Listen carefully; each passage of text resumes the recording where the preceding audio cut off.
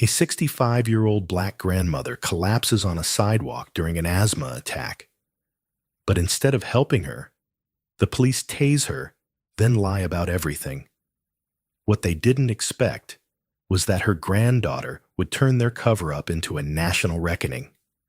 This isn't just a story about injustice.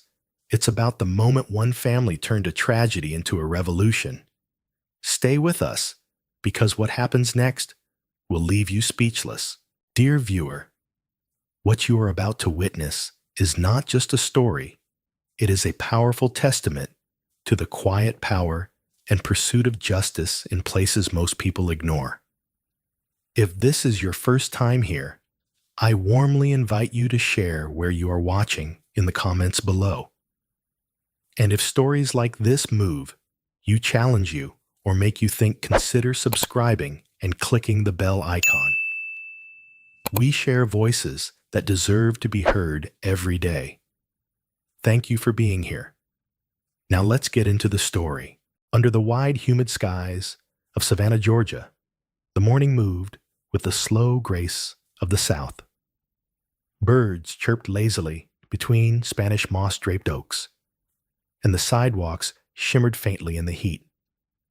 Loretta James, 65 years old, and dressed in her Sunday best, though it was only Thursday, walked carefully down the cracked pavement, one hand clutching her purse, the other her inhaler just in case. She had always carried herself with elegance, the kind you don't find in money, but in memory of struggle, of love, of pride.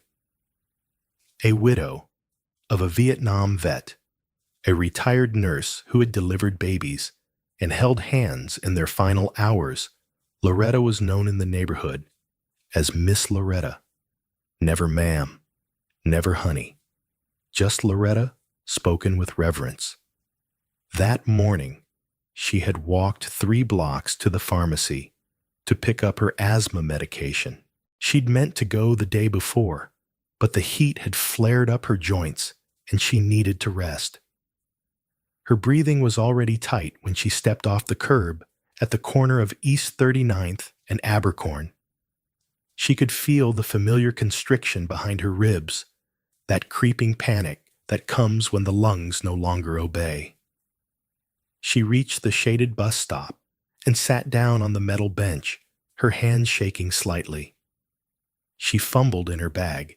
The small plastic inhaler had slipped between her folded receipts and loose coins. She bent over to find it, her wheezing now sharp and audible. A young man passing by noticed her distress and hesitated, reaching for his phone. But before he could approach, the sharp screech of tires split the air. A patrol car swung abruptly into the curb with force disproportionate to the scene. Dust rose. The driver's door slammed open, and out stepped a tall, square-jawed white officer. His uniform was crisp, his mirrored sunglasses catching the sunlight as he strode forward like he owned the street. Officer Blake Rennick, 33 years old, recently transferred from a department in Alabama, had a reputation even locals only whispered about. No nonsense, no patience, and though never officially recorded, no hesitation when it came to policing black bodies. From behind his sunglasses, he saw a hunched elderly black woman fumbling in her bag, bent low, breathing erratically. But Blake didn't see distress. He didn't see the terror in her eyes. He didn't see the inhaler falling from her grasp onto the sidewalk. He saw a threat. "Ma'am, hands, where I can see them." He barked, his voice echoing off the brick walls. The young man, watching from the sidewalk, froze. Loretta looked up confused, gasping, her hands trembling midair.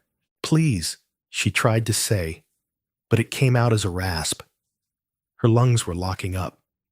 The inhaler was just inches away, but she couldn't reach. "I said hands up." Now Blake's hand hovered over his holstered weapon. His stance widened. She lifted her hands higher, shaking uncontrollably. "I can't," Breathe, she wheezed. To the ground. You're resisting, he snapped. Then before anyone could process what was happening, he pulled out his taser. A crackle of electricity, a scream, and Loretta's frail body crumpled to the ground. Her purse spilled open, pills scattered. Her ID lay clearly visible beside the inhaler he hadn't bothered to see. The bystanders screamed.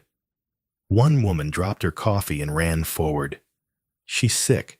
That's my neighbor. Another man shouted. She's having an asthma attack, you idiot. But Blake stepped forward, one hand on his belt, the other holding the taser like it was righteous. I gave a lawful order, he said, breath short, eyes cold. She didn't comply.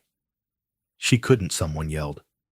Loretta was on her side, now curled in on herself, lips turning pale. Her chest heaved with no air, only dry, gasping spasms. The inhaler had rolled 2 feet away. Blake didn't reach for it. He didn't call for medical aid. He radioed dispatch. Possible intoxication.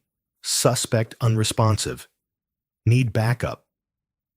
He never said the word asthma. Never said medical emergency, because to him, Loretta James wasn't a grandmother on the verge of collapse. She wasn't a woman gasping her final breaths. She was a suspect, a profile, a danger, a stereotype. A few seconds later, a silver sedan screeched to a halt across the street. A young woman burst from the driver's side, Loretta's daughter, Denise, late 30s, with her hair still wrapped in a work scarf.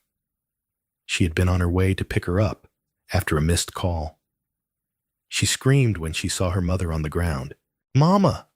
she shouted, running toward the scene. "Step back, ma'am," Blake ordered, stepping in her path. "Scene is under control." "Under control," she shrieked. "She's dying. That's my mother." Denise dropped to her knees beside Loretta. Her hands fluttered helplessly over her mother's body. "She needs her inhaler. My God, what did you do?"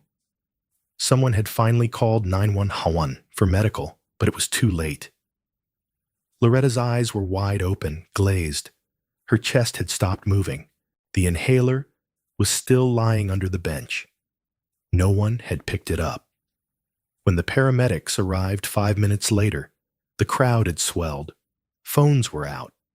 Voices were rising. But Loretta James lay still, a woman who survived.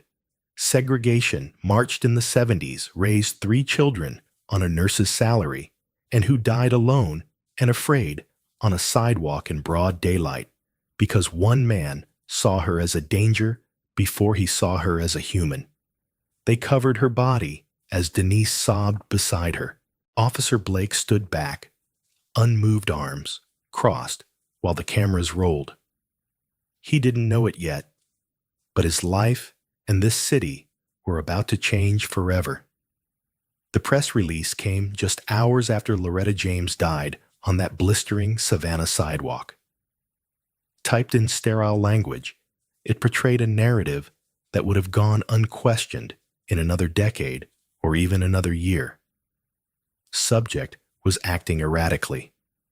Officer feared for his safety. Commands were ignored. Non-lethal force deployed in accordance with department guidelines.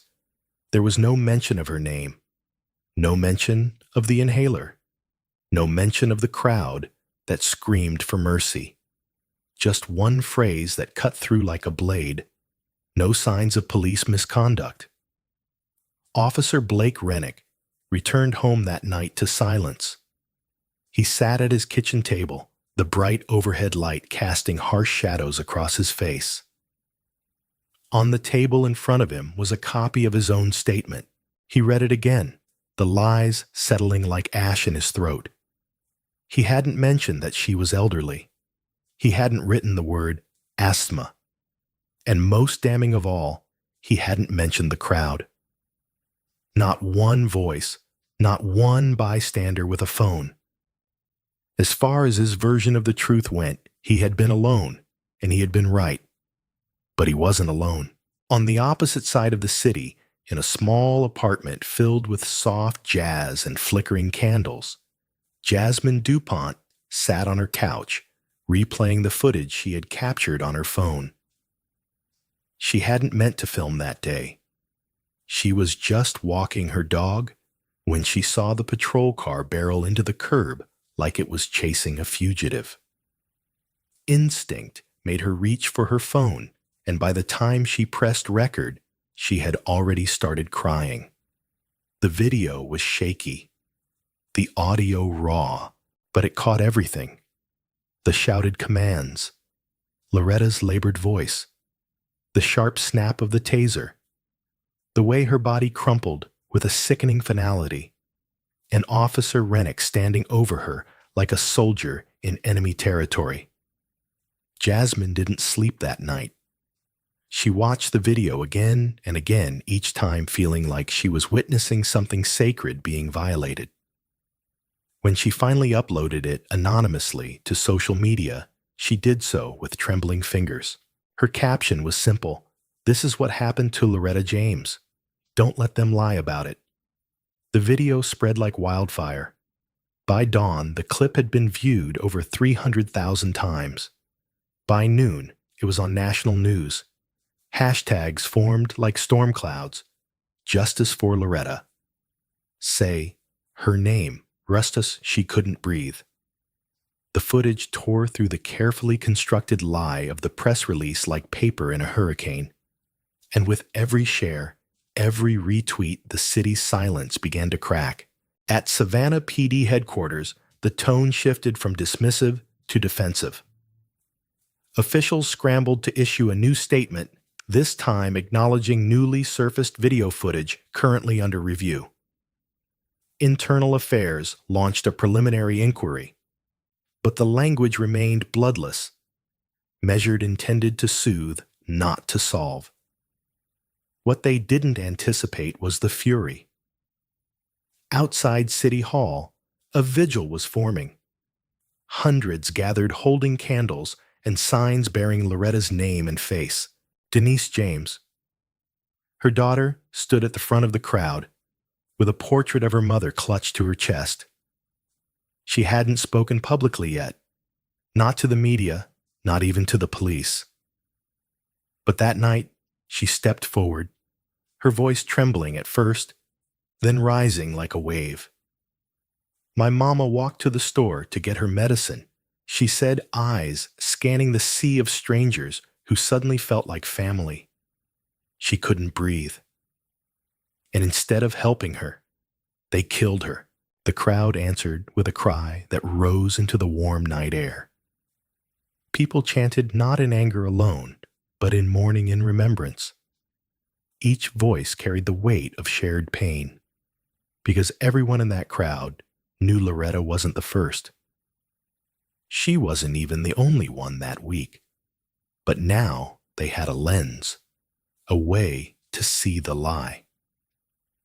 Back in his home, Blake Rennick watched the footage on his own phone, not the department's copy, not a news recap. The real video, the one with shaky hands and truth too loud to ignore.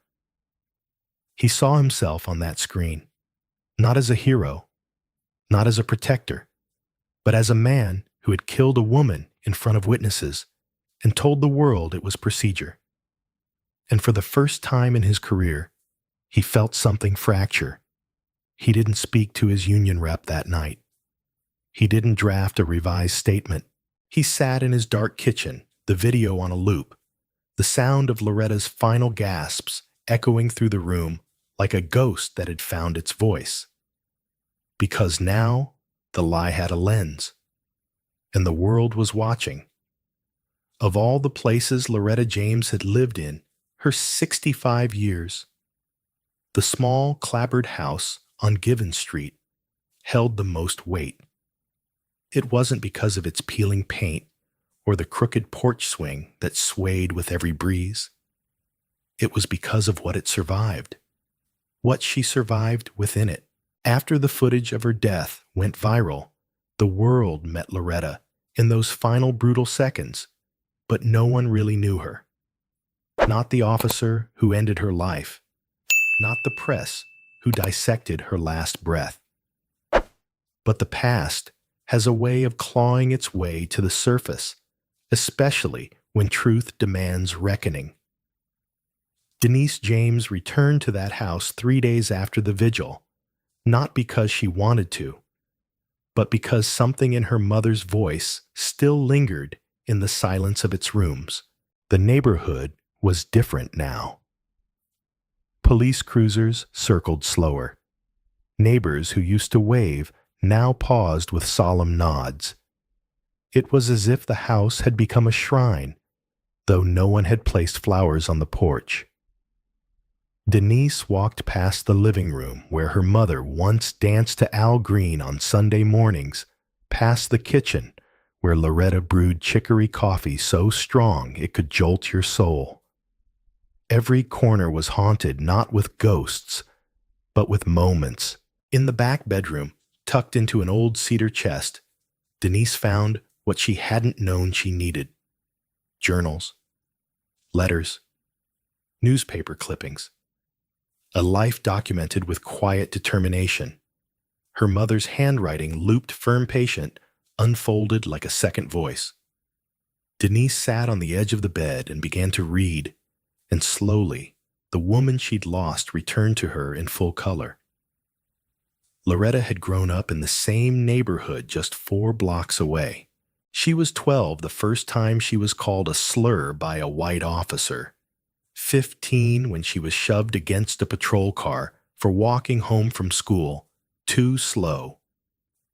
At 19, she joined the local chapter of the Student Nonviolent Coordinating Committee, quietly organizing sit-ins and voter registration drives. Her name never made the headlines, but her fingerprints were on the foundation of every right they had to fight for decades later. One letter stood out, addressed to a man named Samuel Carter. It was dated 1978. Sam, it read, "They think we're done because the marches are quieter now, because the dogs aren't biting. But this hatred has only changed its uniform. I see it in the way the new officer stares at me when I cash a check. I feel it when my brother's car is stopped 5 times in one summer. The fight is quieter, but it's not over. Not even close." Denise had never heard of Samuel Carter. A quick search revealed a photo, an aging activist turned historian living in Atlanta. She called. He answered on the first ring. "I was waiting for this call," he said, as if time had bent toward this moment. Loretta was the one who kept us all grounded. When the cameras left, she stayed. When the noise faded, she listened. She reminded us that justice isn't a wave. It's a tide, slow, relentless. Carter came to Savannah the next morning, carrying a battered leather satchel filled with copies of old FBI files, redacted documents, and photos from meetings taken in basements where young black leaders plotted strategy under threat of death. Loretta was in many of them, standing in the back, taking notes, always there. She knew the system Carter said as they sat in the same kitchen where Loretta once hummed while washing dishes. Not just the laws, the patterns, the cover-ups. She told me back in 2002 that the Savannah Police Department had a file on her, that even as an old woman, she wasn't invisible to them. She was a reminder, and reminders are dangerous. Those words settled into Denise like cold iron. The lie the officer told, the speed of the department's initial cover-up, the ease with which her mother was erased. It wasn't just about a bad decision made in a moment. It was about a city that had spent generations burying the truth, hoping no one would dig it back up. But now the past was loud again. Local journalists digging deeper uncovered something more. Officer Blake Rennick wasn't just a new recruit with poor judgment. His transfer to Savannah had come under pressure. At his last post in Macon, 3 complaints of excessive force had mysteriously disappeared from his record. One involved an elderly black man with dementia slammed to the ground during a wellness check. No charges were ever filed. The footage had gone missing. The department chalked it up to a clerical error. It was a pattern, one that stretched across precincts, counties, years. Officers shuffled between departments like bad debts no one wanted to admit. Rennick's record was polished, but only because the filth had been swept beneath different rugs. Now the rugs were on fire. Federal investigators arrived in Savannah a week after Loretta's death. Nathaniel Chambers, the same deputy attorney general who had quietly helped dismantle corrupt departments in Ferguson and Louisville, led the team. In a press conference outside the precinct's gates, he didn't mince words. This is not an isolated incident. This is the result of a culture that values silence over justice. That night, Denise returned to her mother's house and sat on the front porch. She lit a candle, not for ceremony, not for protest, but for memory, for the woman whose light had been quietly burning long before anyone cared to see it. Neighbors came. Some brought flowers. Others brought stories. A man in his 60s described how Loretta had helped him get his first bank loan when no one else would vouch for him. A young woman said she once watched Loretta stop a fight between 2 teens, not by yelling, but by asking them what their grandmothers would think. Loretta James hadn't just been a victim. She'd been a keeper of history, a protector of dignity. And now, that past the one they tried to bury was rising like smoke from a long-suppressed fire, and the city of Savannah would never be the same. When Ayanna James stepped onto the steps of the Savannah courthouse, the air was thick with history. Cameras flashed, microphones angled toward her like arrows drawn taut, ready to pierce. But she didn't flinch. She didn't stumble. She stood tall, not because she wasn't afraid, but because fear had no place in the voice her grandmother had passed down through blood, through story, through quiet example. Ayanna had been raised by Loretta in that old house on Gibbon Street. She remembered sitting cross-legged on the living room floor while her grandmother combed her hair and recited Langston Hughes' Maya Angelou and Baldwin, not for show, not for school, but as scripture.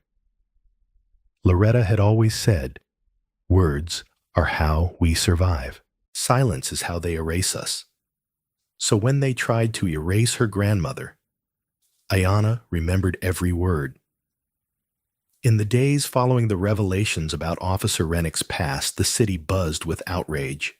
But outrage was nothing new to Ayanna. What she wanted, what she demanded, was accountability. She launched the Justice for Loretta campaign with a late-night post that read, "They thought they could silence my grandmother with a bullet. They didn't realize they just handed her story a megaphone." Within hours, it had been shared over 200,000 times. Ayanna wasn't a politician. She wasn't even an activist by trade. She was a second-year law student at Spelman, home for the summer interning with a local nonprofit. But when she saw the police department's official statement, the cold, sanitized paragraph that spoke of regret and procedure, something snapped inside her. Regret doesn't look like a loaded gun. Procedure doesn't look like blood on the sidewalk. She began holding town hall meetings, not in auditoriums, but in church basements and school gymnasiums. She listened before she spoke. To single mothers who feared sending their sons to the corner store. To veterans like Mr. Hawkins, who'd served 2 tours but couldn't get the cops to treat him like a human being on his own street. to high school students who had already learned how to keep their hands visible during a traffic stop. Ayanna became their voice, not because she wanted to lead, but because someone had to. And the legacy of her grandmother gave her no other choice. When the city council announced that a review board would be formed to examine patterns of misconduct, Ayanna was the first to demand that it include real community members, not just politicians and lawyers. "You can't fix what you won't see," she said during a press conference. "And you can't see anything from a closed door." She didn't stop there. She pushed for legislation, an ordinance that would require all police disciplinary records to be publicly accessible, that would ban officers with multiple use-of-force complaints from being rehired in neighboring departments. She called it the Loretta Act. Some mocked her, called it idealistic, too ambitious. But every time they told her to slow down, she remembered her grandmother's calloused hands folding protest leaflets in the kitchen. Change never came from waiting politely. The resistance came hard. Death threats, harassment, anonymous calls to her school questioning her character. The worst came on a Thursday. A photo slipped under her windshield, her grandmother's lifeless body grainy printed in black and white with a single line scrawled across the bottom. She didn't listen either. Ayanna didn't speak for 2 days after that. Not publicly. Not even to her friends.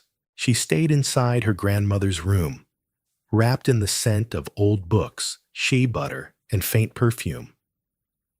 She read the letters Loretta had written during the civil rights movement, the ones no one had seen but her. In one, Loretta wrote, "If they come for me, they'll be met with a generation louder than mine ever dared to be." Ayanna emerged that Sunday at the largest protest Savannah had seen in decades. Thousands lined the streets, black, brown, white, old, and young. Ayanna climbed the makeshift stage. No speech in hand, no notes, just a voice, steady with purpose. "They killed my grandmother, thinking she was just an old woman on a morning walk. But she was the library. She was the ledger. She was the witness. And I am the echo. I am the consequence. And we are the verdict they never saw coming." The crowd erupted, not in chaos, but in clarity. For the first time, it felt like the city was truly awake. Loretta James was no longer just a name in a headline. She was a spark, and Ayanna was the wildfire, and nothing was going to stop it now. The courtroom was silent in a way that made sound itself feel heavy. Each scrape of a chair, each shift in breath, echoed against the marbled walls like thunder. At the center of it all sat Ayanna James, eyes steady, her grandmother's scarf wrapped tightly around her wrist. It wasn't just fabric. It was armor, and she needed it because this wasn't just about proving guilt. This was about forcing a country to look at itself. The state of Georgia versus Officer Travis Rennick began 5 months after the morning Loretta James was killed. The defense tried to delay. They claimed procedural inconsistencies, media bias, even emotional interference from the protests that had surged through the city. But the pressure was too high, the scrutiny too intense.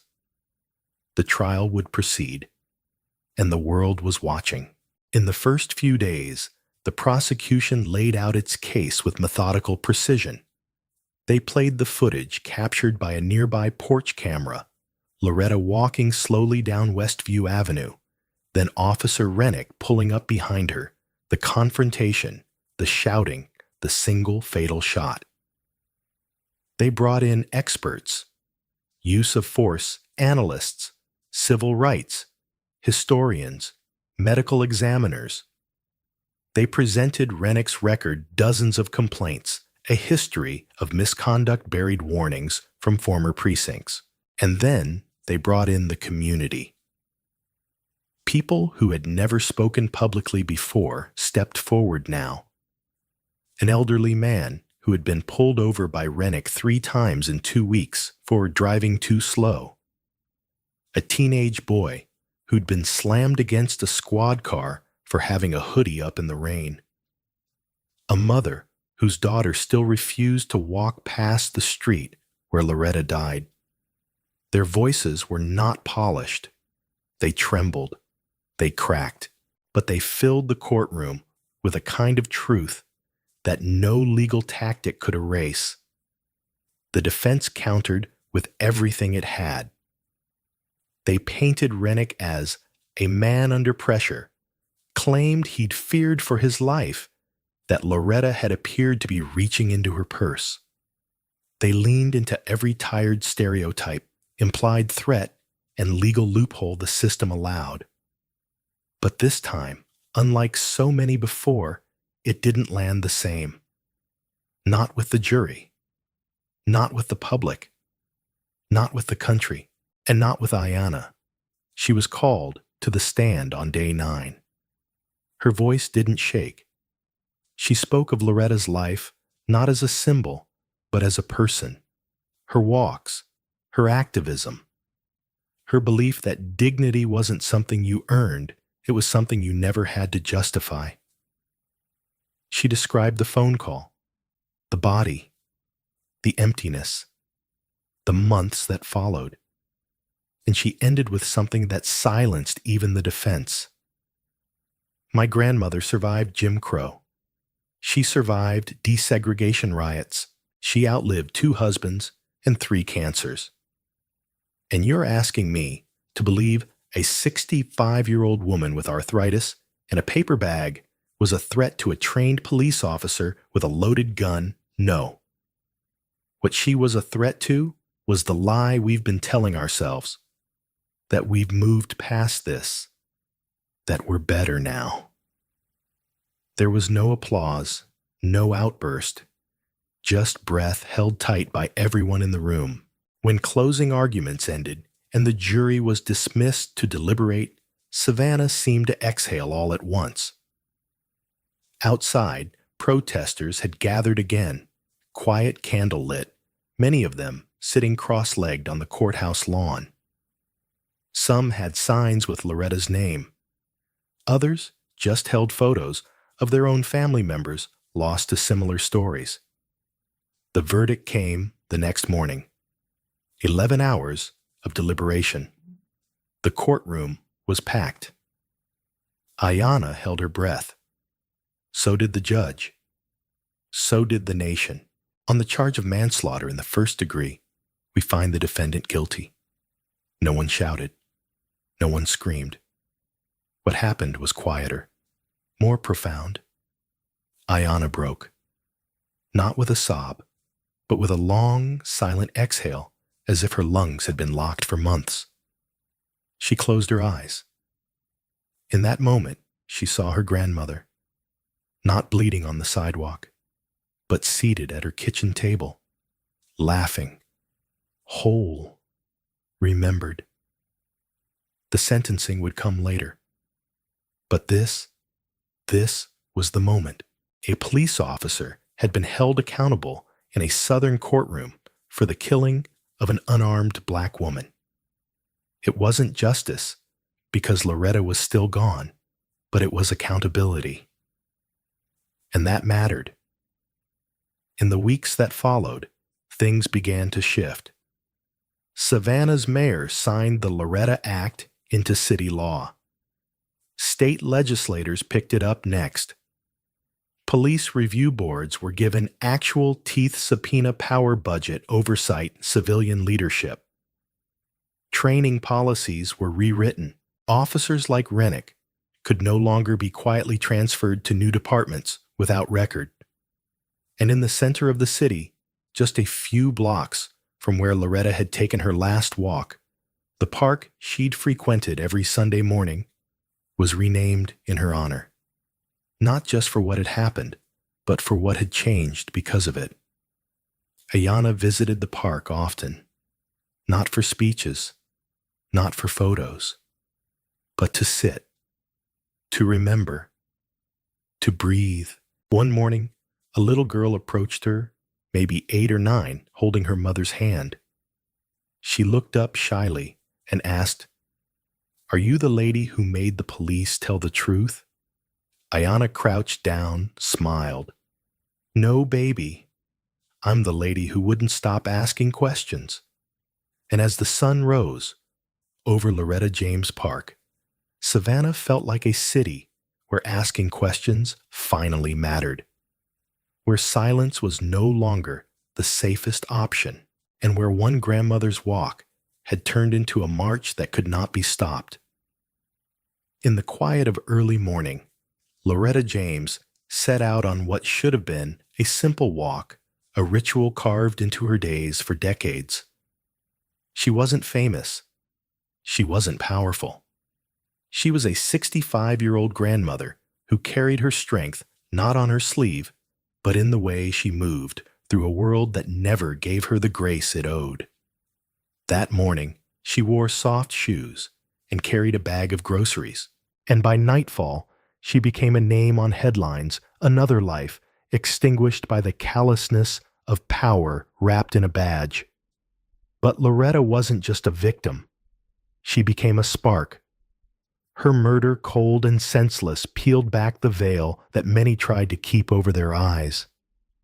It exposed the rot beneath the surface, a system that had learned to hide its cruelty behind paperwork, body cam malfunctions, and fear for safety excuses. Officer Travis Rennick wasn't the first to misuse his badge. But because of Loretta, he was one of the few forced to face justice. And justice, in this case, did not come quietly. Ayana James, Loretta's granddaughter, took up the fight her grandmother never asked her to bear. Grief turned to resolve. Silence became protest. And with the eyes of a city, and eventually the country on her, she forced a long-ignored truth into the center of the room. That racism in policing is not just a relic of the past. It is alive, it is systemic, and it is deadly. What followed wasn't easy. It wasn't cinematic. There were tears, setbacks, threats. But there was also resilience louder and more contagious than hate. A trial that didn't get buried. A verdict that stunned the nation. A park renamed. A city moved to rethink what safety actually means. Most of all, a community that realized this wasn't just about Loretta. It was about every black woman told to move along. Every black man asked to prove he belonged. Every family that's been told to calm down while burying their own. Loretta's story became more than a tragedy. It became a turning point. And still, the most powerful part of this story might be its quiet ending, not the courtroom cheers or news cycles, but the image of Ayana sitting on a bench in the park, now bearing her grandmother's name. Not protesting, not speaking, just being. Because that, too, is a form of resistance to exist fully openly and without apology in a world that tried to erase you. So what can we learn from Loretta's story? We learn that justice isn't something we wait for. It's something we demand one voice at a time. We learn that silence doesn't protect us, but speaking out might protect someone else. We learn that grief can build movements, and that love for family, for dignity, for truth, can shake the foundations of entire systems. Most importantly, we learn that change is not just possible. It is inevitable when ordinary people refuse to look away. If you ever feel like your voice is too small to matter, remember Loretta. She didn't lead a march. She didn't hold a sign. She just walked with her head high and her story in her bones. And when injustice struck, the world couldn't ignore her. So let her memory be your reminder. Sit when they tell you to leave. Speak when they tell you to be quiet. Ask questions. Demand better. And when the moment comes to rise, don't hesitate. Thank you for being part of this story. If it moved you, if it opened your eyes or reminded you of what truly matters, please subscribe to the channel. Your support helps us keep telling stories that matter. Stories that challenge, stories that heal, and stories that make sure voices like Loretta's are never forgotten. We're just getting started.